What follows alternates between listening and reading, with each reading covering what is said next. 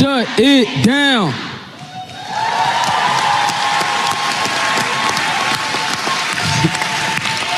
Hello, everyone. As you've heard already, my name is Bleu Rainer. I've been taking part in this movement for the Fight for 15 for the last 3 years. I'm a part of the National Organizing Committee for the Fight for 15 that has been building momentum around the country and around the world for social, racial, and economic justice. Just to give you a little history about it, the Fight for 15 started about 5 years ago in New York City, where workers looking at the cost of living on one hand, and on the other, they're checking out their paychecks and noticing that the problem gets worse every day. At the time, minimum wage in New York City was $7.25, the same as the federal minimum wage nowadays. That's not right. People can't survive on that. People are losing their homes, people are getting behind on their bills, and barely surviving on these poverty wages. So they started organizing and started fighting back. Hundreds of fast food workers put it all on the line and went on a one-day federally protected strike at the end of 2012, demanding $15 and union rights. And that's when the Fight for 15 was born. Nobody knew it would work out, but the workers, along with support from the community and the labor unions, we made it happen. We kickstarted a whole national and international campaign. 15 being the number that economists and scholars, said that would amount to a living wage, but that was 5 years ago, guys. The movement quickly spread over the country, targeting big corporations like McDonald's. With them being the second largest employer in the world, they set the standards for low pay and driving a global race to the bottom. He keep holding up these signs, y'all, saying I got less time, but check this out.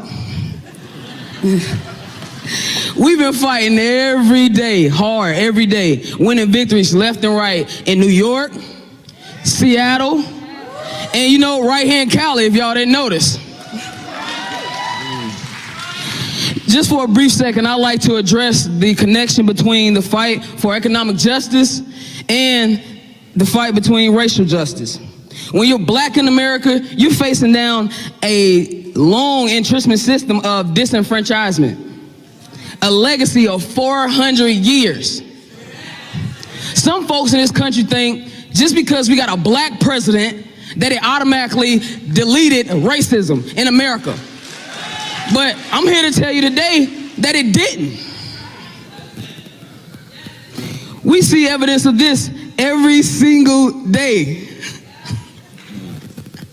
From the almost daily law enforcement interactions with black and brown folks in our community to the prison industrial complex.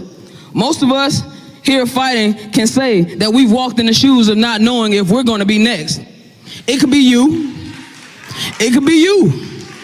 It could be your kid. I always sit and wonder, will my mom be the next parent that gets that phone call that saying that the justice system is not going to protect her or her child? And that's why the Fight for 15 and Black Lives Matter came together to unite and call an end to inequality when it comes to people in our community. The racism in our community is, of course, also reflected in the workplace where people are discriminated against daily. All right, I guess I'll wrap it up, guys.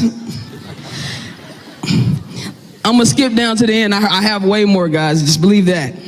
So, just recently, a real quick story. Just recently, we had the CEO of Hardee's and Carl Jr. that our president, Donald Trump, thought he could make Secretary of Labor, and he thought we was gonna be okay with it.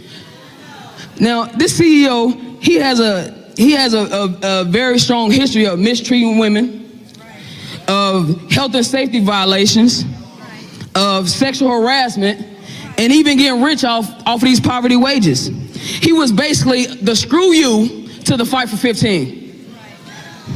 So guess what? As soon as we heard about this, we started organizing.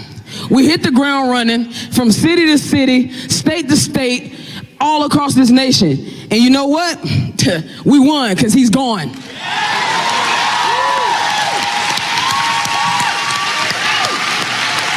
The simple truth is, guys, you can never give up. Go forward in these uncertain times.